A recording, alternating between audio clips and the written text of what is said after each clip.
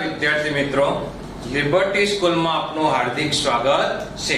આપણે ગઈકાલના લેક્ચરમાં પ્રકરણ 1 પૂરું કર્યું। આજે આપણે અર્થશાસ્ત્ર વિષયમાં નવું ચેપ્ટર પ્રકરણ 2 મૂળભૂત ખ્યાલો અને સંકલ્પનાઓ વિશે અભ્યાસ કરીશું। તો સૌથી પહેલા આપણે નવું પ્રકરણ ચાલુ કરીએ મિત્રો। તો સૌથી પહેલા આપણે પ્રસ્તાવના જોવી પડશે કે પ્રસ્તાવના શું કહેવાય કે માનવીના આર્થિક વર્તનનો અભ્યાસ અર્થશાસ્ત્રમાં થાય છે કે માનવી જે આર્થિક વર્તન કરે એનો જે અભ્યાસ છે એ અર્થશાસ્ત્રમાં થાય છે।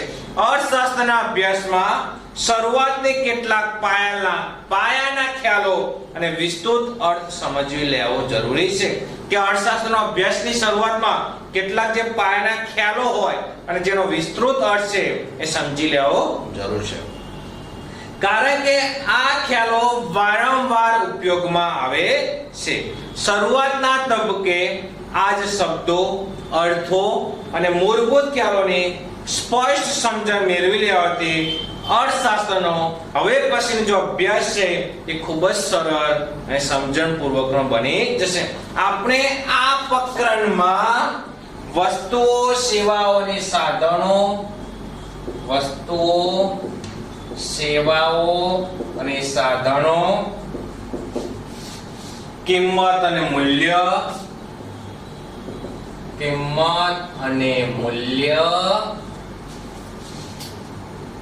સંપત્તિ અને કલ્યાણ,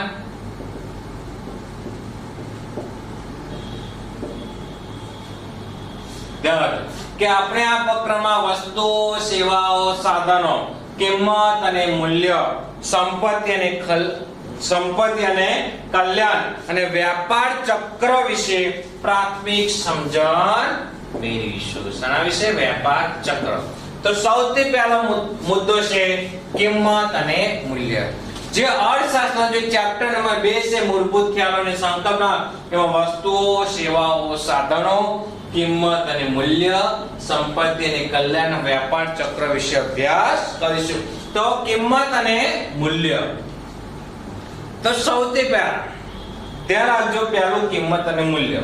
તો રોજિંદા જીવનના વ્યવહારમાં આપણે કિંમત અને મૂલ્યને લગભગ સમાનાર્થી શબ્દ તરીકે વાપરીએ છીએ। ધ્યાન રાખજો મિત્રો, જે કિંમત છે અને મૂલ્ય છે એ બંને આપણે કેવા શબ્દો તરીકે?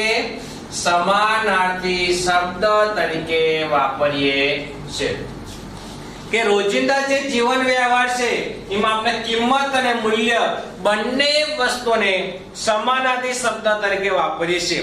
આ વસ્તુ મૂલ્યવાન છે, આ વસ્તુ કિંમતી છે, આનું ખૂબ મૂલ્ય છે।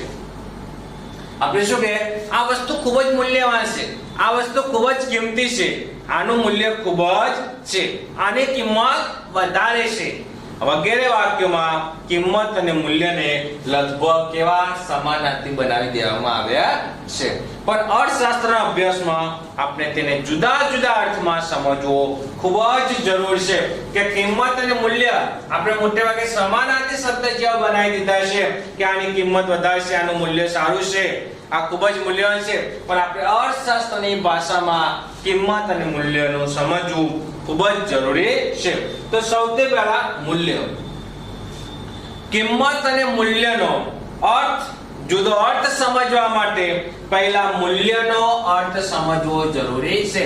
આપણે કિંમત અને મૂલ્યના બે અલગ અલગ અર્થ સમજવા માટે સૌથી પહેલા આપણે મૂલ્યનો જે અર્થ છે એ સમજવો પડશે।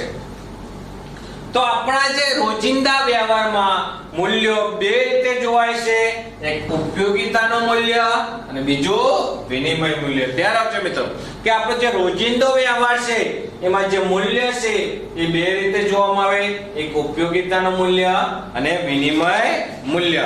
તો સૌથી પહેલા છે ઉપયોગિતાનું મૂલ્ય, કે વસ્તુ માનવ જીવન માટે કેટલી ઉપયોગી છે તે ઉપયોગિતાનું મૂલ્ય દર્શાવે। કે જે વસ્તુ હોય એ માનવ જીવન માટે કેટલી ઉપયોગી છે, કે જે વસ્તુ માનવ જીવન માટે કેટલી ઉપયોગી છે તે વસ્તુ દર્શાવવા માટે ઉપયોગિતાનું મૂલ્ય ઉપયોગ. દાખલા તરીકે ખોરાક, પાણી, સૂર્યપ્રકાશ, હવા. ધ્યાન રાખજો. દાખલા તરીકે ખોરાક, પાણી, સૂર્યપ્રકાશ અને હવા. તો વિદ્યાર્થી મિત્રો ખબર પડી કે ઉપયોગિતાનું મૂલ્ય કે વસ્તુ માનવ જીવનમાં કેટલી ઉપયોગી છે તે ઉપયોગિતાનું મૂલ્ય દર્શાવશે. દાખલા તરીકે ખોરાક, પાણી, સૂર્યપ્રકાશ, હવા એ ખૂબ જ ઉપયોગિતાનું મૂલ્ય ધરાવે છે. આ વિનિમય મૂલ્ય એટલે શું? કે વસ્તુ કે સેવા આપી તેના બદલામાં અન્ય વસ્તુ કે સેવા લેવાની થાય. શું કીધું? કે વસ્તુ કે સેવા આપી એના બદલામાં અન્ય વસ્તુ કે સેવા લેવાની થાય. ધ્યાન રાખજો મિત્રો. વિનિમય મૂલ્ય. તો વિનિમય મૂલ્ય શું? વસ્તુ કે સેવા આપીને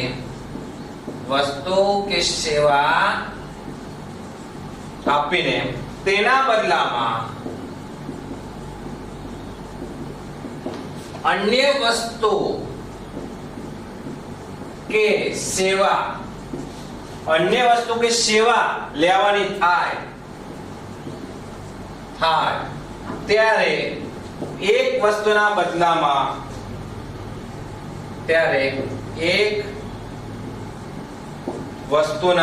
બદલામાં અન્ય વસ્તુ કેટલા એકમ મળે છે? તો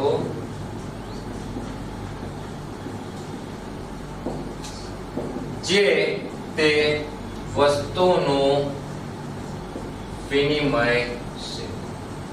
ધ્યાન રાખજો મિત્રો. દાખલા તરીકે ઘઉંના બદલામાં કેટલા પ્રમાણે ચોખા મળશે? દાખલા તરીકે ઘઉંના બદલામાં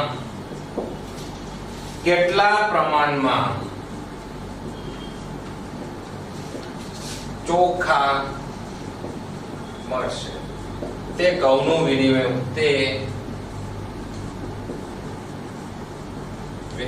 મૂલ્ય દર્શાવે છે. ધ્યાન રાખજો કે વિનિમય મૂલ્ય એટલે શું? વસ્તુ કે સેવા આપીને, શું કીધું? વસ્તુ કે સેવા આપીને તેના બદલામાં અન્ય વસ્તુ કે સેવા લેવાની થાય ત્યારે એક વસ્તુના બદલામાં અન્ય વસ્તુ કેટલા એકમ મળે છે તે વસ્તુનું વિનિમય છે. કે જે વસ્તુ કે સેવા આપીને તેના બદલામાં અન્ય વસ્તુ કે સેવા લેવાની થાય ત્યારે એક વસ્તુના બદલામાં અન્ય વસ્તુ કેટલા એકમ મળે છે તે વસ્તુનું શું છે? વિનિમય છે. દાખલા તરીકે ઘઉંના બદલામાં કેટલા પ્રમાણે ચોખા મળશે? એ ઘઉંનું એ શું છે? કે આપણે ઘઉં આપીએ તો ઘઉંના બદલામાં આપણને કેટલા ચોખા મળશે એ ઘઉંનું વિનિમય મૂલ્ય દર્શાવે છે. તો વિદ્યાર્થી મિત્રો કિંમત અને મૂલ્યમાં સમાનાર્થી શબ્દ પરંતુ આપણે અર્થશાસ્ત્ર ભાષામાં અલગ શબ્દ જોડીશું. તો સૌથી પહેલા આપણે મૂલ્યનો અર્થ સમજવો પડે. મૂલ્યના બે ઉપયોગિતા મૂલ્ય અને વિનિમય મૂલ્ય. કે વસ્તુ માનવ જીવનમાં કેટલી ઉપયોગી છે તે દર્શાવવા માટે ઉપયોગિતા મૂલ્ય ઉપયોગિતા છે. દાખલા તરીકે ખોરાક, પાણી, સૂર્યપ્રકાશ, હવા. આ વિનિમય મૂલ્ય કે વસ્તુ કે સેવા આપીને તેના બદલામાં અન્ય વસ્તુ કે સેવા લેવાની થાય ત્યારે એક વસ્તુના બદલામાં અન્ય વસ્તુ કેટલા એકમ મળે છે એ તે વસ્તુનું વિનિમય છે. દાખલા તરીકે ઘઉંના બદલામાં કેટલા પ્રમાણ ચોખા મળશે તે ઘઉંનું વિનિમય મૂલ્ય દર્શાવે છે. હવે આપણે ઉપયોગિતા મૂલ્ય અને વિનિમય મૂલ્ય વચ્ચેનો સંબંધ જોઈએ.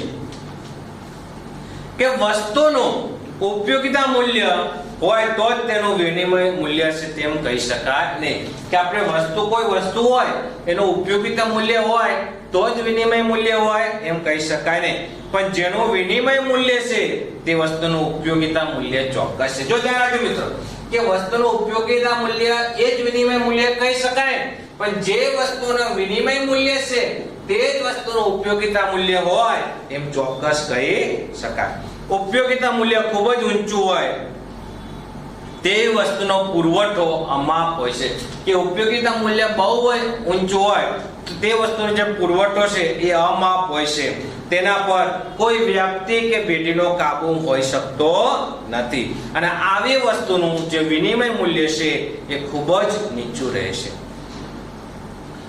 ઉપયોગિતા મૂલ્ય ખૂબ જ ઊંચું હોય તે વસ્તુનો પુરવઠો કેવો છે? અમાપ છે. અમાપ એટલે માપી શકાય તેવો નહીં. એ વસ્તુ પૂરો અમાપ છે અને આ વસ્તુ પર કોઈ વ્યક્તિ કે પેઢીનો કાબુ રહી શકતો નથી અને આથી વિનિમય મૂલ્ય ખૂબ જ નીચું હશે.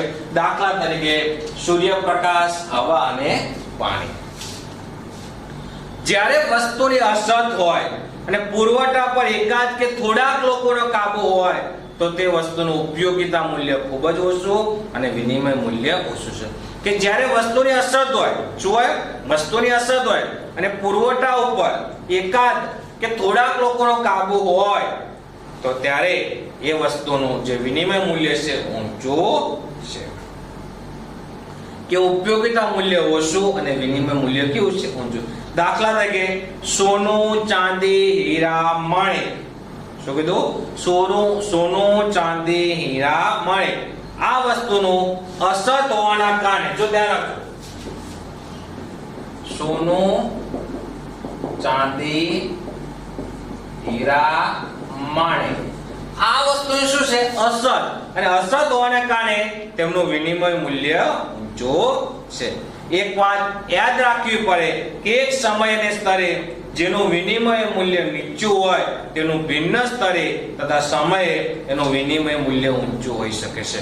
કે અમુક સ્તર કે સ્તર એવું હોય કે જેનું વિનિમય મૂલ્ય નીચું હોય પણ અમુક બીજા સ્તરે જઈએ કે ભિન્ન સ્તરે જઈએ તેનું વિનિમય મૂલ્ય ઊંચું થઈ જાય છે. દાખલા તરીકે કે પાણીનું વિનિમય મૂલ્ય લગભગ શૂન્ય જેવું હતું પણ હવે ચોખ્ખા પાણીની અછત વધવાથી તેનું વિનિમય મૂલ્ય ખૂબ જ કે પાણી લઈએ તો પાણીનું જે વિનિમય મૂલ્ય છે ખૂબ જ નીચું છે પણ ચોખ્ખા પાણીની અછત થાય છે અને અછત થાય તો એનું વિનિમય મૂલ્ય કેવું થશે? વધી જશે. ઉપયોગિતાનું મૂલ્ય અને વિનિમય મૂલ્યના અર્થભેદ સમજ્યા પછી તમારે યાદ રાખવાનું કે અર્થશાસ્ત્રમાં જ્યાં જ્યાં મૂલ્ય શબ્દ વપરાય ત્યાં વિનિમય મૂલ્યના સંદર્ભમાં જ વપરાય છે. આ બેનો આપણે સૌ જોયું પછી તમારે એવું માનવું કે અર્થશાસ્ત્રમાં જ્યાં જ્યાં મૂલ્ય શબ્દ વપરાય ત્યાં વિનિમયના સંદર્ભમાં જ વપરાય છે એમ માનવું.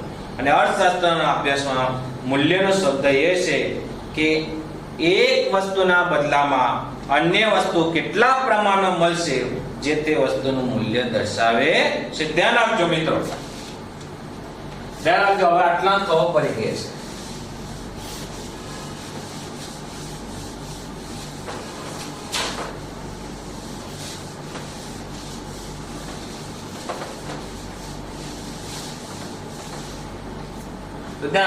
કે અર્થશાસ્ત્રના ભાષામાં મૂલ્ય એટલે શું? તો અર્થશાસ્ત્રના મૂલ્ય એક વસ્તુના બદલામાં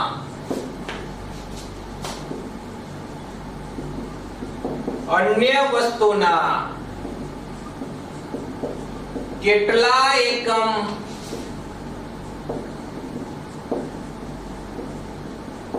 તે પ્રમાણે જે તે વસ્તુનું મૂલ્ય દર્શાવે તે પ્રમાણે જે તે વસ્તુનું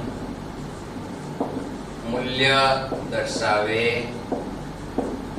છે. અને કિંમત કે વસ્તુના બદલામાં નાના એકમ ચૂકવવાના હોય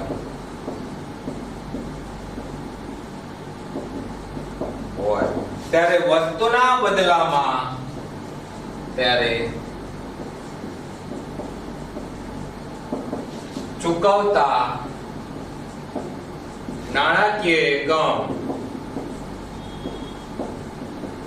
તે વસ્તુની કિંમત દર્શાવે છે. ધ્યાન રાખજો મિત્રો કે અર્થશાસ્ત્રની ભાષામાં મૂલ્ય એટલે શું અને કિંમત એટલે શું?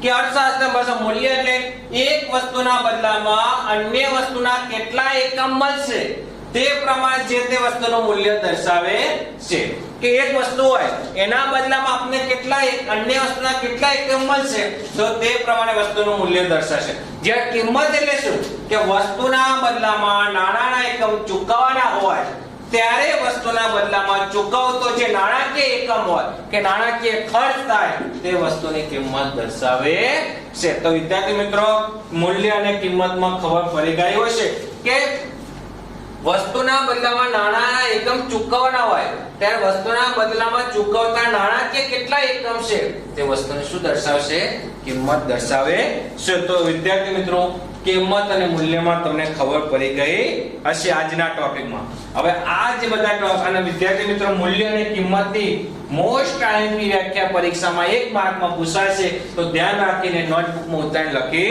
દેજો અને કે મૂલ્ય તો ઉપયોગિતા મૂલ્ય અને વિનિમય મૂલ્ય દર્શાવે છે તો આ બે ધ્યાન રાખજો ઉપયોગિતા મૂલ્ય અને વિનિમય મૂલ્ય અને મૂલ્યનો અર્થ અને કિંમતનો અર્થ તો આટલું વસ્તુ કે ટૂંકમાં મૂલ્ય એટલે વસ્તુ કે સેવાનું અન્ય વસ્તુના પ્રમાણમાં વિનિમય મૂલ્ય અને કિંમત એટલે સેવાના બદલામાં ચૂકવતા જે નાણાકીય એકમનું પ્રમાણ હોય એ શું કહેવાય કિંમત કે મૂલ્ય એટલે કે વસ્તુના સેવાના અન્ય વસ્તુના પ્રમાણમાં વિનિમય મૂલ્ય અને કિંમત એટલે વસ્તુ કે સેવાના બદલામાં ચૂકવતા નાણાકીય એકમનું પ્રમાણ તો વિદ્યાર્થી મિત્રો આ ધ્યાન રાખીને લખી રહેજો અને ટૂંકમાં તમને ખબર પડી ગઈ હશે તો આવતીકાલે અર્થશાસ્ત્રના બીજા લેક્ચરમાં વસ્તુની સેવા વિશે ફરીથી મળશું.